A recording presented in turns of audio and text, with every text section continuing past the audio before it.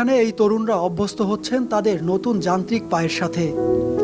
এই তরুণরা পা হারিয়েছেন ছাত্র জনতার জুলাই আগস্টের গণ অভ্যুত্থানে। তাদের কৃত্রিম পা বিনামূল্যে সংযোজন করেছে BRAC Limb and Brace Centre নামক একটি বেসরকারি। কয়েকজন তরুণ ও যুবক, কারো ডান পা কারো বাম পা, যা দেখতে যেন সিনেমার রোবটের পায়ের মতো। সেই পা নিয়েই তারা হাঁটছেন, কথা বলছেন হাসি মুখে। তবে এটি কোনো সিনেমার দৃশ্য নয়, এটি রাজধানীর একটি বেসরকারি প্রতিষ্ঠান ব্র্যাক কৃত্রিম পা সংযোজন কেন্দ্রের দৃশ্য, যেখানে এই তরুণরা অভ্যস্ত হচ্ছেন তাদের নতুন যান্ত্রিক পায়ের সাথে। এই তরুণরা পা হারিয়েছেন ছাত্র জনতার জুলাই আগস্টের গণ অভ্যুত্থানে। তাদের কৃত্রিম পা বিনামূল্যে সংযোজন করেছে BRAC Limb and Brace Centre নামক একটি বেসরকারি প্রতিষ্ঠান। এই উদ্যোগের মাধ্যমে তারা ফিরে পাচ্ছেন নতুন জীবনের স্বপ্ন।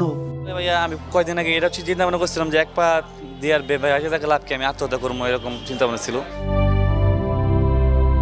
পাটা পাওয়ার পর থেকে অনুভূতিটাও খুবই ভালো লাগতেছে।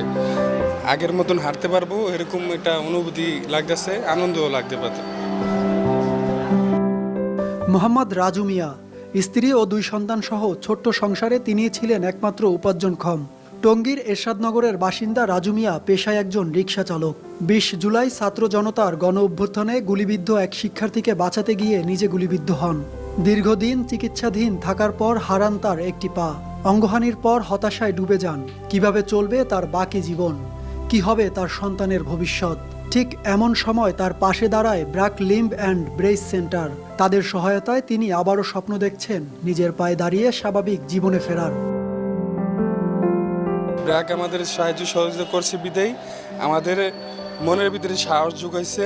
মাদ্রাসার মাথায় একজন ছাত্র গুলিবিদ্ধ হয়ে পড়ে রয়েছে, তো ও আবার বলতেছে যে আপনি আমার একটু ধরেন, আমার একটু বাঁচান।